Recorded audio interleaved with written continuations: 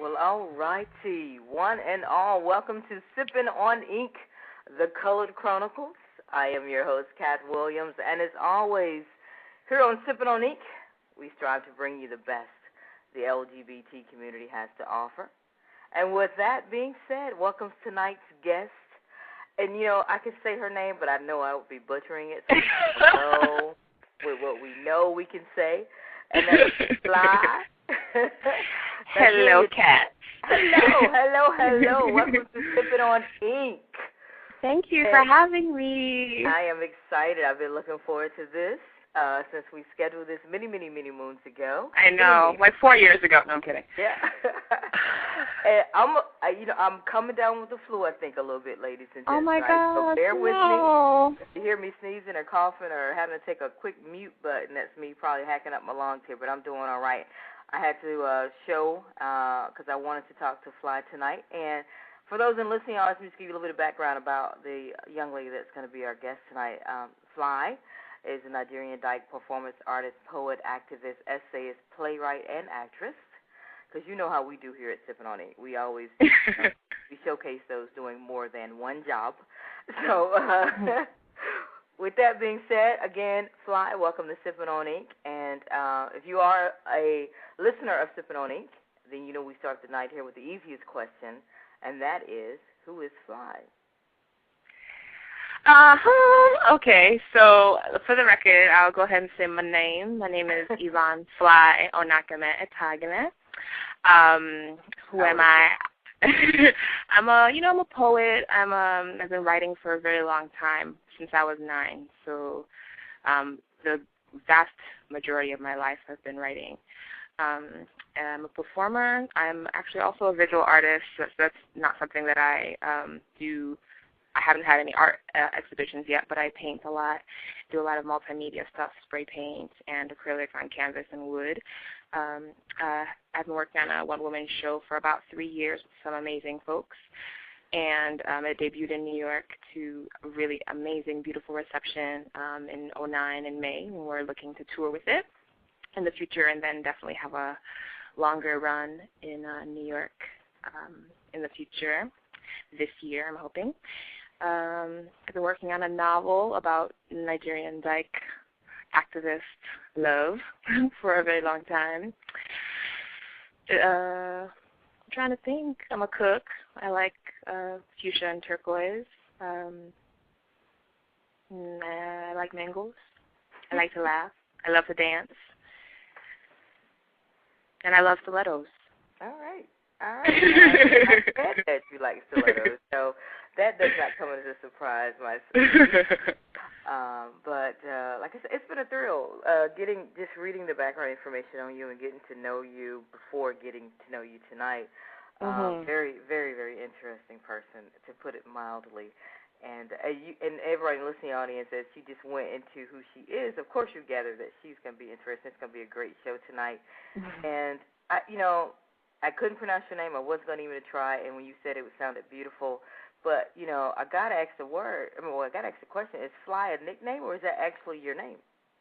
It's interesting. I actually get this question a lot, and it's a name that I chose for myself, so it's not my government, like it's not on my birth certificate or anything. But I feel like if you say it's your name, then it's your name.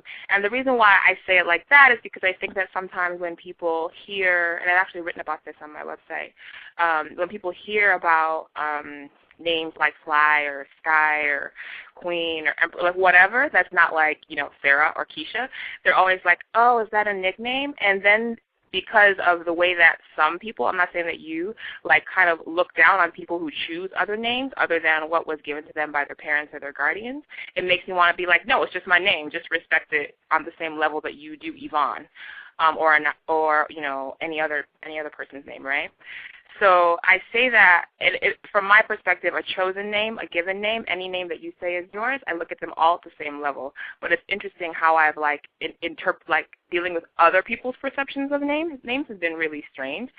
So that's my long way of saying that, yeah, Fly is a name that I chose for myself a few years ago because I felt like I was going through, intense heartache at the time. It was like 2005, fall of 2005, I believe. And I joined this women's empowerment organization, and we're talking about names, and we had chosen names for that space, and I was like, oh, please call me Fly, because I feel like I've been walking with wings. Like, I felt so burdened. Oh, wow. Like, I have these wings on my back, and I'm supposed to be, like, so, like, in flights and gliding through the sky, but I'm somehow walking, you know, so I felt like I was not doing what my spirit was meant to do, and that's why I wanted every time someone said my name for me to feel like called into that, basically that purpose, like that, how can I say, that I feel that that's my purpose, is to fly, whether it be painting or dancing, and I wanted to be reminded of that all the time, so that I wouldn't have the opportunity to forget. Yeah, I love it when people call me all of my names though, like Yvonne, Fly, Onakeme, Etaghene, switch it up, like whatever. I don't have necessarily a preference for any of them. I think they're all magical. Got you. I like that, the walking with wings. And, you know, most people, when they hear the word fly, you know, being an 80s kid in America, you just trying to shout yourself out. But, you know, the walking with wings thing, that's beautiful. And trying to achieve that and, you know, being embraced with that every time someone says your name or empowered with that. I like that. That's straight up nice. Okay, cool. So now, in the beginning, I introduced you as a Nigerian dyke performance artist. But, okay, so let's go back, you know, Nigerian. You're from Nigeria? And where yes, I am. Grow up at? Okay. So I grew up predominantly in Syracuse, New York, which is upstate New York, which is where we get lots and lots of snow. I was born there. I was raised also in Nigeria, specifically in Lagos, Nigeria, and Delta State, which is like a really oil-rich region of the country. Actually, I believe that the Delta region, Nigeria, is the third largest supplier of U.S. oil in the world.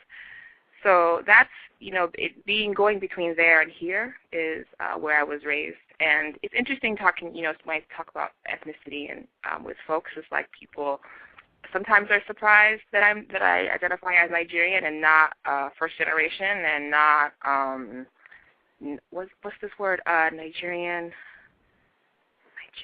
descendant of Nigerian, or like people, you know what's interesting, I think, with the children of immigrants, sometimes they're like, oh, your parents are Nigerian, but you were born here, so therefore you're black.